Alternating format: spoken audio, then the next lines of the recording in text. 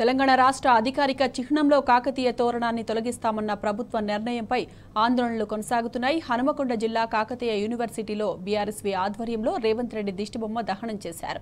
కాకతీయ తోరణం రాజరిక చిహ్నంలా ఉందని రేవంత్ రెడ్డి వ్యాఖ్యానించడాన్ని విద్యార్థులు తప్పుబట్టారు. రేవంత్ రెడ్డి దిష్టిబొమ్మ దహనాన్ని అడ్డుకునేందుకు పోలీసులు ప్రయత్నించారు. దీంతో కొద్దిసేపు విద్యార్థి నాయకులు పోలీసుల మధ్య తోపులాట జరిగింది.